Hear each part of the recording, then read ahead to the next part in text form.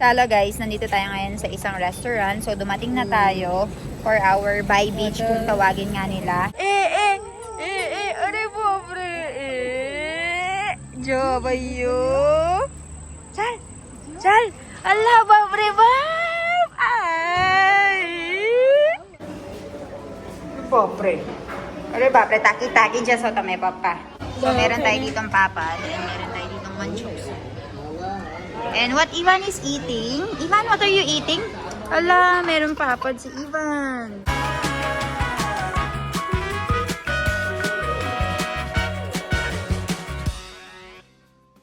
Guys, so nandito kami ngayon sa farm. Mind fresh lang because later magpupunta tayo for the By Beach. Si Dipika Foy nga, sabi ko sa inyo, nagyaya nga siya na pumunta sa isang restaurant para i-treat nga yung mga niya. I-treat nga yung kapatid niya tsaka kami. Si Papa yung kapatid niya, 'di ba? So, yun yung ang ganda ng tradition nila. Don't you think, Milan, tradition of By Beach is very good? Why? Because every year, the brother and sister will meet. Like if you have grudge between your brother and sister, because of this tradition, you will be united again. Right? 'Di ba, guys? Sa atin sa Pilipinas, nagkakaroon tayo ng mga problema sa mga kapatid natin sa mga lupa-lupa. Pero parang dito sa kultura ng mga Indiano, hindi uso. Pero siguro may mga mangilan-ngilan na nagkakaroon ng problema sa mga kapatid nila dito sa India regarding sa lupa. Pero very rare, I think. Kasi yung kultura ng Indians, parang umiikot siya sa family. Like, yung mga lalaki, yung mga kakakuha ng mga land and mga property. Pero at the same time, yung mga kababaihan ay maiingatan pa rin ng mga kapatid nila. Kasi so, daming beses sa isang taon na nagbibigay ng pera yung brother. Parang ganun pa rin siya. So, kahit hindi mo makuha yung property, walang magiging problema masyado kasi susuportahan ka pa rin naman ng kapatid mo. Like yung tinatawag nilang Mosaru. So, sa Mosaru kasi guys, kapag for example, si Milan, meron siyang kapatid na si Jano. So, kapag nagkaanak na si Jano, ikakasal na yung anak ni Jano, which is 25 years, 30 years from now, that's the time na tutulong pa rin yung kapatid. So, tutulong pa rin kami ni Milan, especially si Milan. Magbibigay ng, ngayon, ang pera na binibigay is 1 million sa mga kapatid. Kapag may kaya, minsan, kapag mayaman talaga, maabot ng 5 million, ganyan. So, dito sa society namin, yung bigayan ay 1 million sa kasal ng kapatid, ng anak ng kapatid na babae. So, ayun. So, si Papa, meron siyang 2 kapatid na babae. So, sa time nila, 7 years ago, 6-7 years ago, nabigay na siya ng tinatawag na Mosaru. So, 1 million yung binigay niyang Mosaru. 500 silang 2 magkapatid. Pero ngayon, yung rate ng bigayan, considering the inflation, kapag isa yung kapatid mo, 1 million. So, kung i-compute natin based on inflation, marami yung binigay ni father-in-law. Kasi 500 sa 2 magkapatid, tas 7 years ago pa. So, yun. Medyo konti lang yung dinagdag nila. 1 million kada isang kapatid. So, ayun. Kaya, pupunta tayo ngayon sa farm. Mag-iikot-ikot lang. Titignan natin yung mga damages and then balitaan. So, ayan ang ating papaya farm, guys. Ang lalaki na, no? So, in a few months, we will be doing the harvest. And tingnan nyo naman si Milan. Nakikita nyo ba yung naka-red? Ang layo na. So, ayan. Lahat ng nakikita nyo, guys, kay Baby Ivan yan. And ang daddy niya ay araw-araw na nagpupunta dito, lalo na kapag free time na niya, para alagaan ang farm ng anak niya. Ayan, Baby Ivan, lahat ng nakikita mo sa'yo yan, anak ko. Kung makita mo man yung video na ito and kung nakakaintindi ka ng Tagalog, ganito ka hardworking ang daddy mo. This is hardworking your daddies. Even though after going to work, going somewhere, still roaming around on your farm, Ivan. Ivan, I hope you're being a good boy. You're not just roaming around and spending your dad's money. Because your dad is wearing, look, Anya, because your dad is wearing this shirt.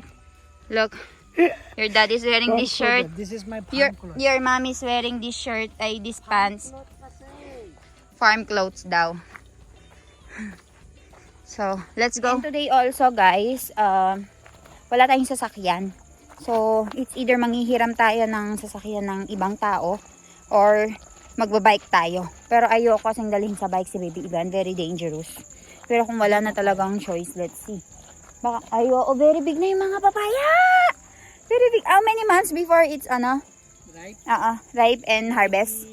Maybe 15 days. 15 days. So, tara, pakita ko sa inyo. Look at Milan, guys. Very proud. Very proud of the papaya. Who did the murat? You, me pala. Lucky, guys, oh. As a comparison, this is my hand. Ayan. This is my hand. So, dalawang kamay. Ayan. Lucky. Laki ng papaya.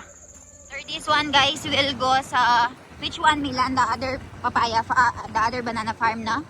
Let's go, guys. Punta tayo sa other banana farm natin. Guys, so ayan ang ating ayan ang ating bagong tanim na mga bananas. How many day old, Milan, this banana? Months? Months already, guys, oh.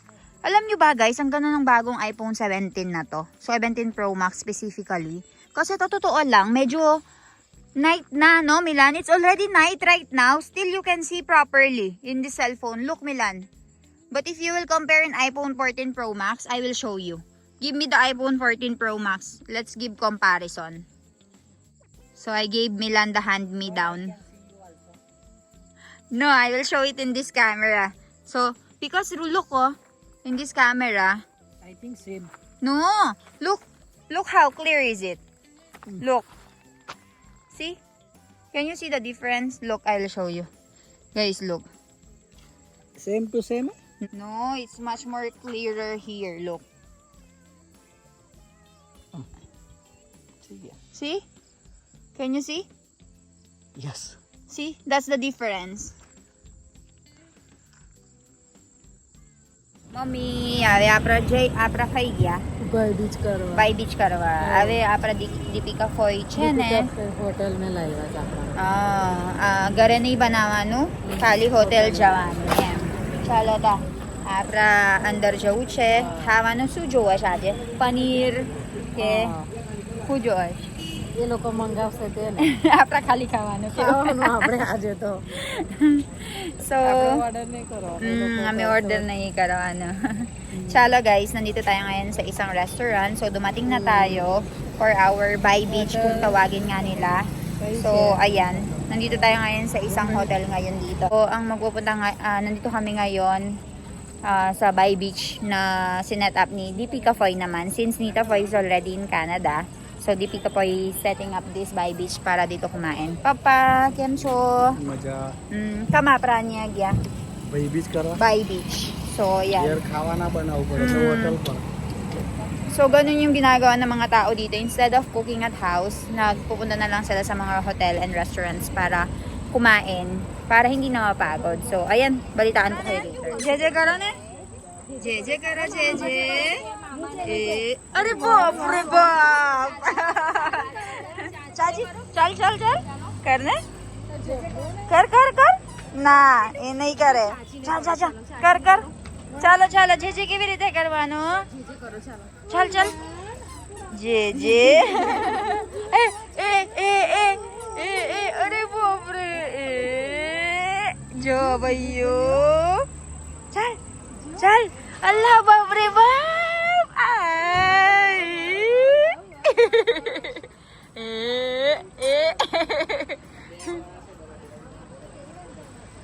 अरे बाप रे इवो भैया high five जिलो high five करना है high five no अरे बाप रे चल जो इवान भाई छे जो चलो हाई फाइव करने जो इवान भाई जाने तू जा हागी करा बेवजन हागी हाग करना हाग हागी करा बेवजन जिलू ओ कहीं जाए नो स्टैंड अप करो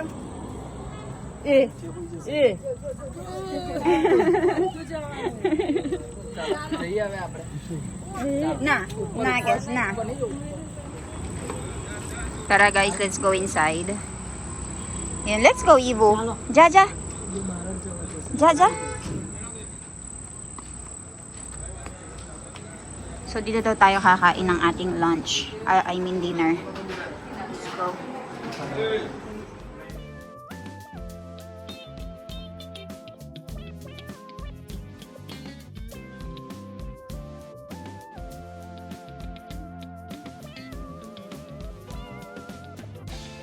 Jaja. Ripapre, Johnny. Jojo. Oh, no. Gian's boy siya, Gian's boy. Oh. Jaja. Jojo, ha? Beta, Jojo. Cha, Jojo. Ubita, stand up. Just stand up. Tignan niyo yung magpinsan nakita. No, Milan ha, be careful. Jojo baya, beo warse ha? Ele, tame beo Jojo.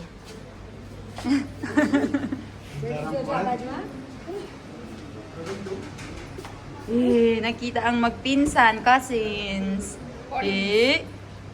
Pwede dyan ha, Jojo?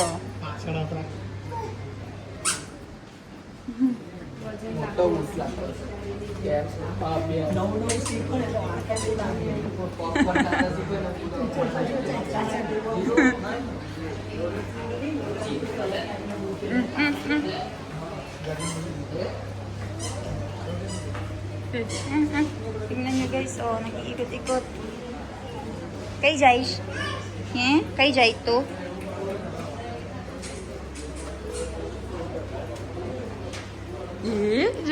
Tinitignan niya yung mga workers. Stand up.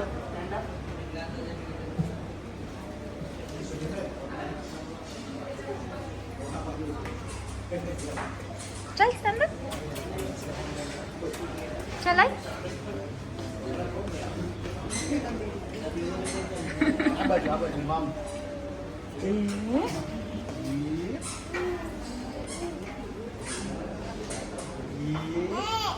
Anya?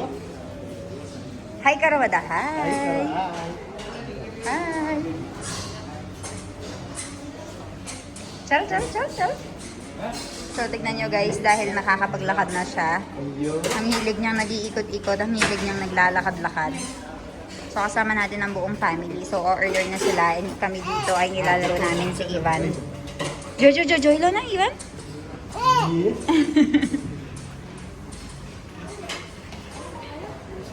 So, meron tayo ditong papas. And meron tayo ditong manchos. And what Ivan is eating? Ivan, what are you eating? Ala, meron papad si Ivan. Cute siya, papa.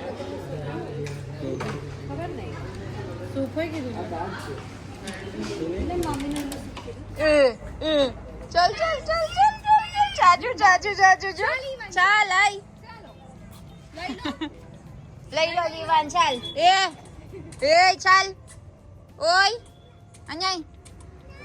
Joke, damal siya, Jojo Babi. Ivo, Ivo, chal na yo, malading lo, Iva. Malading lo. Chal, stand up. Tignan niyo naman si Baby Ivan, hinahabol niya yung palaka. Oh, Milan. There's a bike. Huwag kayo mag-alala guys, kakilala namin yung mga yan. Nahabol niyo yung palaka. Doggy. Ha? Frog. Okay.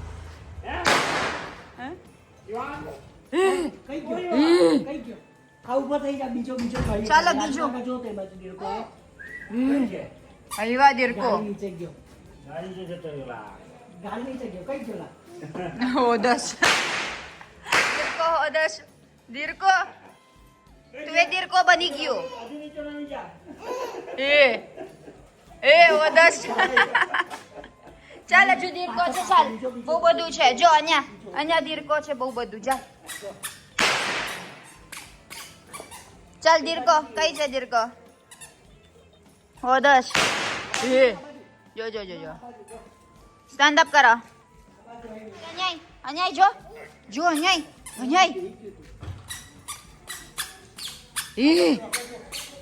कैसे दिल को चल कै कै गेला कैसे दिल को कै गेला कै गया जो अन्याय आबाजू जो जा जल्दी जल्दी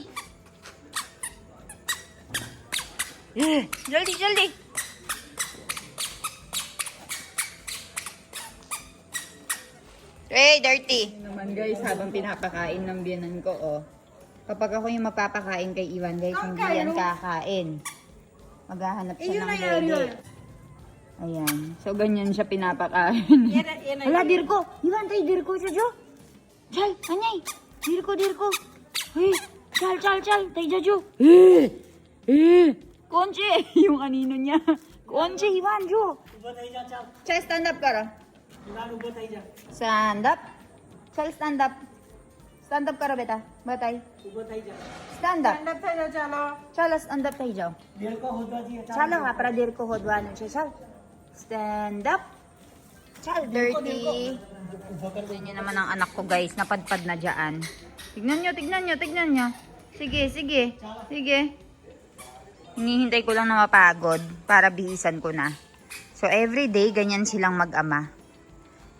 Ang pangit lang ng daan na ginawa dito. Tignan nyo, hindi maalis ang tubig. Ano ko ba? Tignan nyo naman. Basang-basa yung gitna. Lagi yan, araw-araw yan. Hindi humuhupa yung tubig. Kaya good luck na lang talaga. Good luck na lang talaga kapag maulan. Chal, anyay. Anyay, chal. Dirko, maila, chal.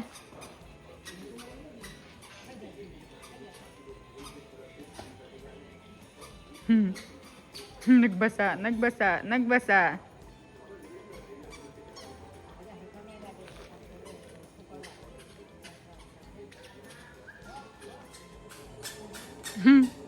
Tignan nyo, pagod na pagod ang daddy sa kakahabol kay Ivan. Yan, sige magdumi ka. Papaliguan ko yan. Ayan, tignan nyo, nagdumi na nga talaga. Ito lang yung kagandahan dito sa mga tao dito sa village guys. Talagang hinahayaan nila yung mga bata na magdumi. Hindi nila inaarte. Kasi sabi nila, the more na inaarte mo yung bata, ay the more na magkakasakit. Chal, Ivan, let's go. Ligo ka na, anak. Chal, Ivan. Let's go. Tingnan nyo, Chala, pranawa, no chebeta, chal. Go, bro, how? Dito ko? Chal, go, bro. Chal, anyay. Anyay. Jo. Dito ko? Wah. Eu karay? Joyu. Daddy Jo, enahat Jo. Chal andar. Jo. Jo tay jai. Mama pa aja Chal anyay.